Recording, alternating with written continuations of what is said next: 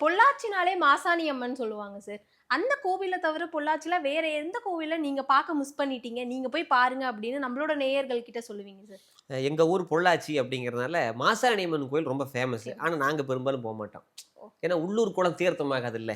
எப்ப வேணாலும் பார்க்கலாம் அப்படின்னு. மாசாணியம்மன் ரொம்ப பிரசித்தியான கடவுள். ஆனா அந்த கடவுள் எதுக்காக வர்றாங்கன்னா, எனக்கு யாராவது தப்பு பண்ணிட்டாங்கன்னா, நாங்க மிளகா அரைச்சு பூசுறோம் அப்படிங்கிறதுக்காக மட்டுமே வரக்கூடாது. அது நீதி தெய்வமாக விளங்கக்கூடிய ஒரு பெண்மணி தான் தாயாக மாறுனாங்க.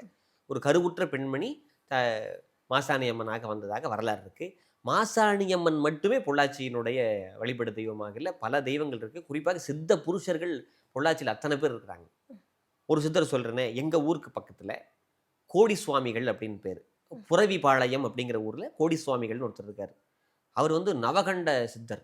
நவகண்ட சித்தர்னா, கண்ட சித்துன்னு சொல்லுவாங்க. அவர மாரிலாம் ஒரு சித்தர்கள பார்க்கவே முடியாது. எப்படின்னு கேட்டா, அவரு சாப்பிட்டு பார்த்ததில்ல, குளிச்சு பார்த்ததில்ல. எங்க ஊருக்கு பேரு ஜமீன் புரவிபாளையம்னு பேரு. எங்க ஊர் பக்கத்து ஊரு. ஜமீன் வந்து வேட்டைக்காக போறாரு. வேட்டைக்காக போயிருந்தபோது ஒரு தாத்தா நிக்கிறாரு. "நான் வரேன் என்ன கூட்டு போ." ம். யார்றா ஒரு கிழவன் ம். எதுக்குடா கூட்டு வர்றது? அப்படின்னு விட்டுட்டு வந்துட்டாரு. திரும்பி பார்த்தா கார்ல உட்காந்துக்கிட்டு இருக்காரு. மறுபடியும் இறக்கி விட்டுட்டு வந்துட்டாரு. "சரி உனக்கு முன்னாடி இருப்பேன் போ" அப்படின்னு சொல்றாரு. இவரு வந்து ஜமீன் இறங்குறதுக்கு முன்னாடி, "ஐயா அந்த பெரிய எனக்கு சொன்னா கண் கலங்குது." வந்து நிக்கிறாரு.